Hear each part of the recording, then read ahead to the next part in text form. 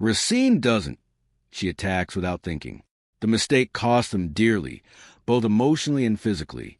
Not every monster is their father, but their actions don't care. Cracks in the story. After the incident, Anaya questions everything more deeply. Why were they sent with so little information? Why did their mother wait so long to reveal the truth? Racine refuses to listen. Her anger needs a target.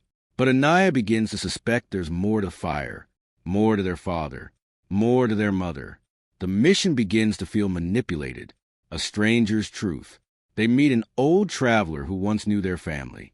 He speaks of their father not as a monster, but as a broken man, a man who tried to protect his daughters before everything fell apart. The story conflicts sharply with what they've been told. Racine dismisses it as lies. Anaya listens and begins to question her purpose. Truth is no longer a straight line. The turning point. The sisters find a hidden place tied to their childhood. Inside are remnants untouched by time, photos, letters, memories. They discover evidence suggesting the fire wasn't intentional, and their father may not have been the villain they believed. The realization shakes Anaya deeply. Racine refuses to accept it, clinging to anger. Their mission begins to fracture. The argument. Tension explodes into a fierce confrontation between them. Anaya wants to uncover the full truth before acting. Racine wants to finish what they started, no matter what. Accusations fly. About weakness, about denial, about betrayal. Years of unspoken pain spill into the open. They part ways temporarily, each following their own path. The bond of sisterhood is tested like never before. Alone with the past, Anaya continues to search for truth, following clues carefully. Racine hunts their father with blind fury, driven by instinct. Both encounter pieces of the past that reshape their understanding.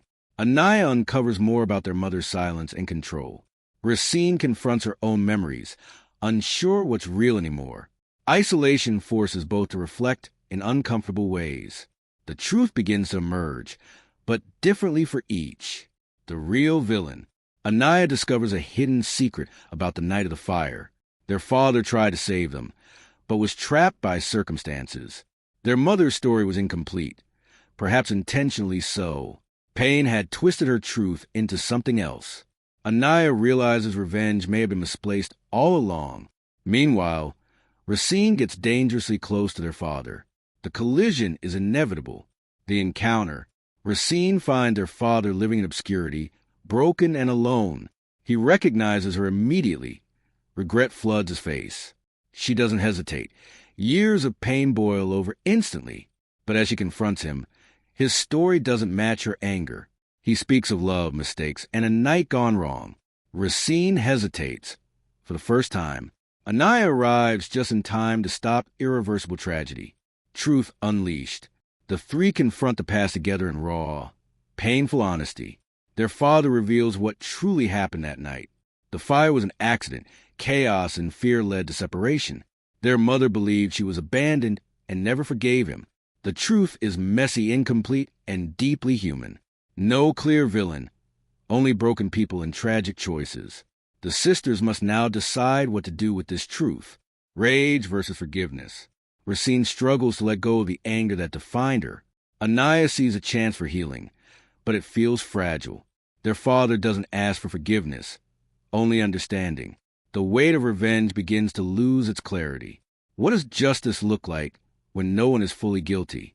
The sisters stand at an emotional crossroads. Their next choice would define their future. The final test. External threats emerge.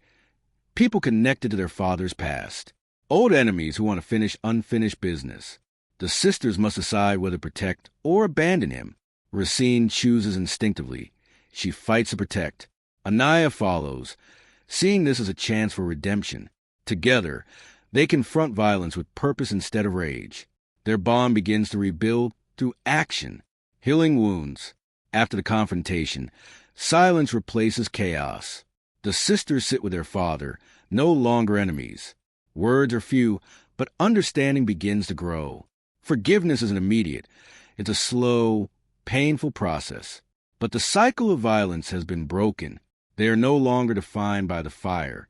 They begin to redefine what family means. A new path, The sisters return home, changed in ways they never expected. Their mother's condition worsens. Time is running out. They share the truth with her, gently but honestly. She struggles to accept it. But cracks of realization appear. Years of pain begin to soften, even if slightly. The family stands on the edge of closure. Not perfect, but real, beyond the fire. The story ends not with revenge, but with transformation. Anaya chooses a path of rebuilding and reflection. Racine learns to live without anger as her identity. Their father remains a complicated presence, but no longer a ghost. The fire that once destroyed them becomes a symbol of rebirth. They carry scars, but also understanding. And for the first time, they choose their own future. Ashes and names. A dusty rural town lives in silence after a devastating fire years ago. Two sisters, Anaya and Racine, carry scars, one visible, one hidden deep. Their mother, burned and bedridden, whispers truths no one else dares speak. The past is a locked door, but something begins to rattle it open. A letter arrives, unsigned, but unmistakably tied to their history. Inside it is a name, their father long believed dead, and a single message: he is alive. A mother's command. Their mother reveals the truth in fragments of pain and rage. Their father didn't die. He abandoned them after setting the fire. The sisters' lives, their suffering, all traced back to him. With trembling breath, their mother gives them a mission. Find him, she says, and finish what the fire began. It's not a request. It's a final wish wrapped in vengeance. The sisters accept, unsure if they're daughters or executioners. The journey begins. Anaya is quiet, calculating. Her anger sharpened into focus. Racine is impulsive, masking hurt with sudden bursts of energy. They pack little, only essentials and the weight of their past. The road ahead stretches through forgotten towns and broken people. Every mile feels like a step closer to truth or destruction. They begin asking questions, but answers come with resistance. It's clear their father left more damage than just one fire. Shadows of the past.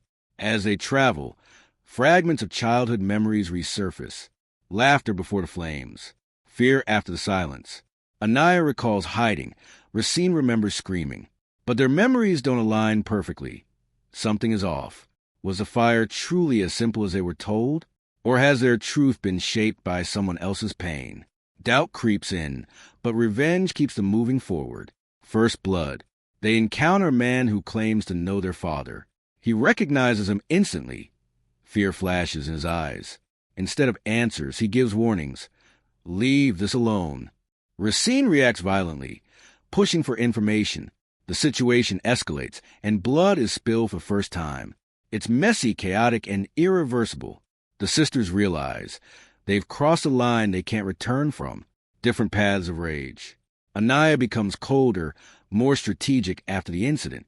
Racine grows more reckless, fueled by adrenaline and anger. Their bond begins to strain under the pressure of their mission. They argue over morality, purpose, and truth. Are they seeking justice, or just feeding their pain? Still, neither is willing to turn back. Their father's shadow looms larger with every step. The false lead. A woman claims her father lives in a nearby town. Hope and fury drive them there without hesitation. They find a man matching the description, but something feels wrong. Anaya hesitates, sensing a trap.